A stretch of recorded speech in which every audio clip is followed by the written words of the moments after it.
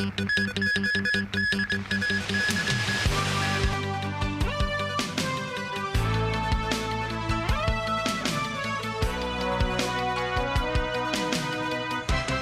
I'm Melissa Hekalea and you're watching TVB News.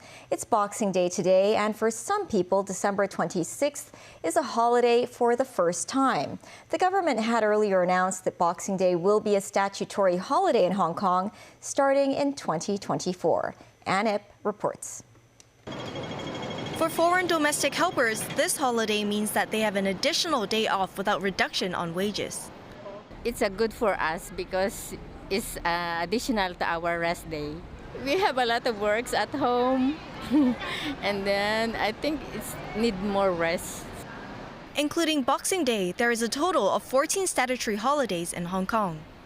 Another helper said she feels this number is adequate and that she doesn't mind working on holidays if her employer asked her. More than enough for me. It's actually every Sunday is okay already. Another extra is more better. And as for me, because my employer are very good people, they are kind, it's okay. Pay or not. The Legislative Council had earlier approved an increase in statutory holidays to 17 days by 2030. Beginning in 2022, one statutory holiday would be added to the calendar every 2 years, with Easter Monday the next in line. Lawmaker Lam Chin Sing said that the new holidays will not result in more expenses for employers. He said the reality is that granting an additional day off does not incur extra costs, as the additional workload would not warrant for another worker to be hired. Lam added that both blue-collar and white-collar workers should have access to equal rights as an employee.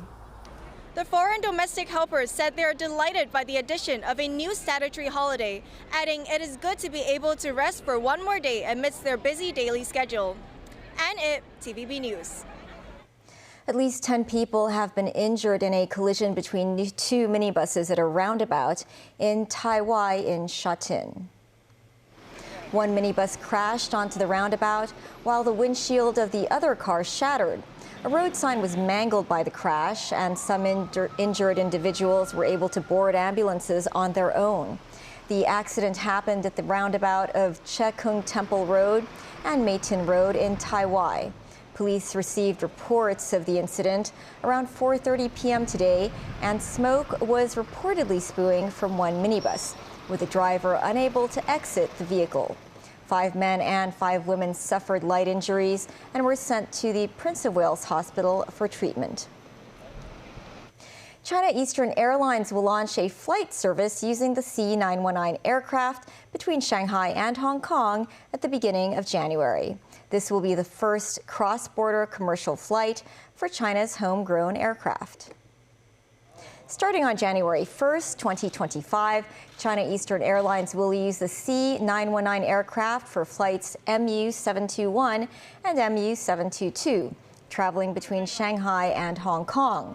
China Eastern Airlines is the first company to use the C919, and Hong Kong is the 9th city to welcome regular flights using the Chinese-made airplane. Hundreds of thousands of people have been leaving the city during the Christmas holidays. The Immigration Department said nearly 700,000 people departed Hong Kong on Christmas Day. Mo Singai reports. The Christmas holidays is a popular time to travel for many residents. Together with the 2 Christmas-related public holidays, residents can go on a 9-day break if they request 3 days off in between weekends. The Immigration Department said more than 690,000 people had left the city on Wednesday, with over 82% of them being locals. Nearly 140,000 travelers departed via the Luohu port, while more than 130,000 people left through the Lok Ma Chau control point.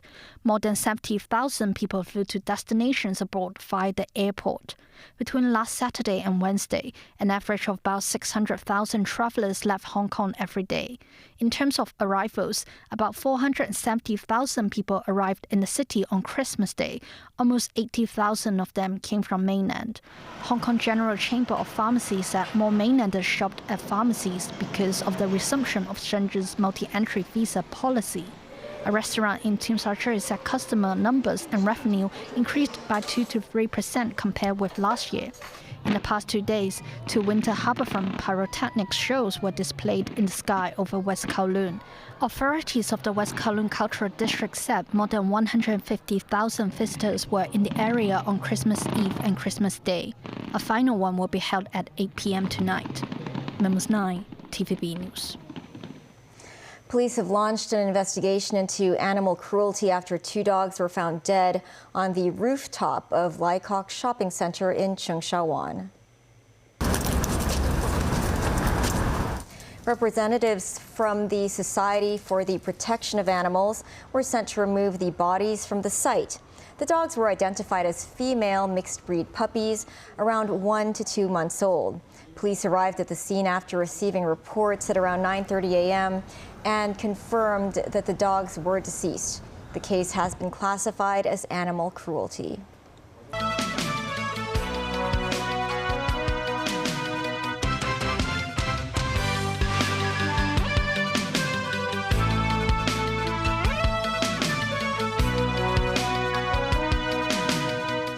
Welcome back. December 26th marks 20 years since the Indian Ocean tsunami killed hundreds of thousands of people in multiple countries.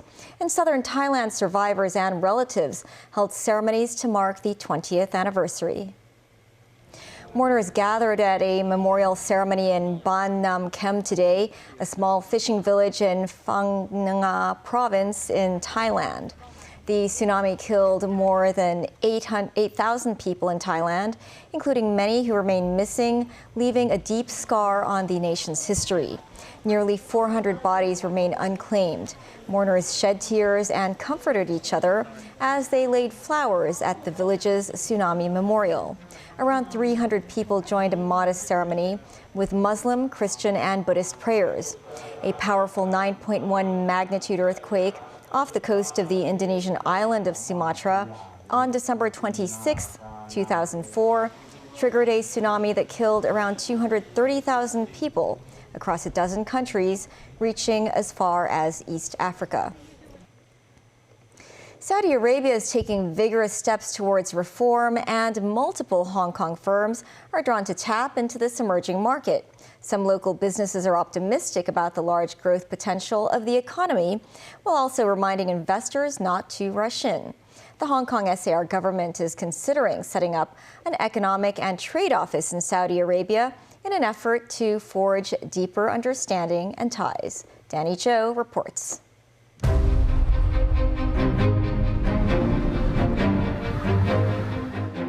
This biotech startup from Hong Kong entered Saudi Arabia in 2022. Collaborating with the state-owned Saudi Aramco, one of the world's largest oil producers, the firm aims to explore more energy-efficient ways of oil extraction via artificial intelligence and chemical technologies. It also ventures into the development of sustainable energy. The manager said they were favored by Saudi Aramco because of the company's Hong Kong advantages, including its Chinese background and international connections. If you are really good at what you are doing, they will work with you and they will like you, regardless of where you come from. You can come from a different planet. He added that Saudi Arabia is eager to attract global talent and enterprises. The country has launched Saudi Vision 2030, an ambitious program aiming to diversify its economy away from dependency on oil. In the capital city Riyadh, an asset management company has assisted some 20 Chinese businesses from various sectors to expand their markets in the past 7 years. The company said the youthful population and considerable spending power here indicates Saudi Arabia, the largest economy in the Middle East, still has great economic potential. Its managing partner noted the entrepreneurial spirit reminded him of China's reform and opening up. However, some business organizations have noticed the profiteering mindset, with many Chinese investors eager to earn a quick buck. Mr. Ma, deputy chair of the Chinese Business Club in Saudi, pointed to Saudi Arabia's intense scrutiny of investments. He noted that such practices as giving money to ask for favors are illegal and strictly prohibited. Investors ought to conduct market research properly, he said, adding it's a good idea to choose Saudi locals as business partners. Danny Zhou, TVB News. On Christmas Day, Pope Francis urged people from all nations to find courage to silence the sounds of arms this year and overcome divisions plaguing the world. Tracy Furness has more. In the Pope's Urbi et Orbe for the city and for the world address this Christmas, the pontiff urged all people of all nations to find courage to silence the sounds of arms and overcome divisions plaguing the world. But as the war rages on in the Donetsk region of Ukraine, military chaplains bring Christmas to those personnel serving on the front line in the war against Russia. Carrying a Ukrainian Christmas octagon star to bring a familiar tradition to the soldiers. This military chaplain says we can't be with our families right now. That's why we're united by our military family. And now our hearts beat in unison, glorifying God. This Ukrainian soldier on the front line said he has hopes in his president. I will believe he will come to an agreement. I believe in him, he said. Meanwhile, in the Mawasi camp in the Gaza Strip, Palestinian Christians displaced by war reflect on Christmas. This elderly Palestinian couple missed the chance to mark Christmas in Bethlehem, saying the war separated them from their family and friends. On days like these, I would be with my children in Bethlehem and with my grandchildren. We have been deprived of this. For 2 years, I have not seen my grandchildren and children, he said. And in the UK, King Charles III used his annual Christmas message to hail the selflessness of those who have cared for him and the Princess of Wales this year, after both were diagnosed with cancer. The broadcast came several hours after the monarch waved to a large crowd of onlookers who traditionally gathered to see the royal family attend Christmas Day services at a church on the Sandringham estate, which has served as a family retreat for generations. Tracy Furness, TVB News. Here at home, revelers will be able to watch the last Victoria Harbour Christmas fireworks performance at 8 p.m. at the West Kowloon Cultural District. The district provides an assortment of festive facilities such as Christmas markets and a giant Christmas tree. Timothy Lee tells us more. The West K Christmas Fest remains packed on Boxing Day, with live music and a joyful atmosphere continuing to draw crowds. Many people arrived earlier to set up tents, hoping to catch the perfect view of tonight's fireworks display. Meanwhile, some stalls at the Christmas market noted their optimism for business this holiday season. I think it's a very iconic landmark in Hong Kong, West Kowloon, so we hope to bring more westernized offerings to the market and also showcase more about the Swedish culture to the Hong Kong. Last year, the business was quite good, and this year we are expecting similar traffic. Some visitors also shared their thoughts on what the Christmas market had to offer. I'm actually pretty surprised by the turnout. There's a lot of people here, which is nice for the atmosphere for Christmas and the holidays. And the Christmas market is cool, really fun, good beer. The weather plays a part, I would say. The fact that it's quite cold, it can be snowy in Switzerland as well. That gives this Christmas spirit, and here, okay, you might not find that. Residents and tourists continue to arrive in droves to the West K Christmas Fest in the first afternoon after Christmas Day. Some revelers said they found the atmosphere a lot more festive compared with last year and noted an increase in people flow. Timothy Lee, TVB News. For those with fur babies, the Kai Tak Care team today arranged a bus ride to Stanley for residents and their pets. At around 10 a.m. this morning, about 50 residents and 20 dogs boarded a bus in Kai Tak. Some dogs were dressed up. This Christmas tree dog appeared to be excited. What did the owners think of the bus ride? It's really special, especially at Christmas time, to be able to do things with your family members, which are doggies. It's very difficult to get around Hong Kong, and you want to take your pets with you because they're part of the family.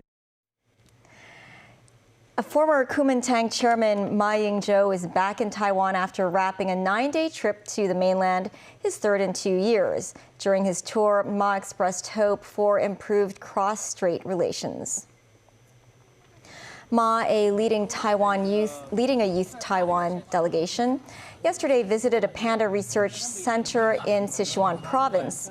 After snapping a photo with the national treasures, Ma chatted with experts who escorted pandas Tuan Tuan and Yuan Yuan to Taiwan in 2008.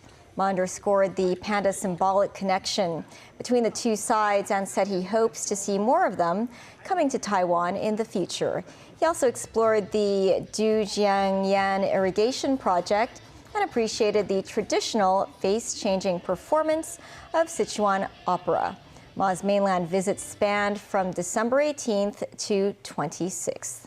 That's the news. Thanks for watching. Happy Boxing Day, and see you tomorrow.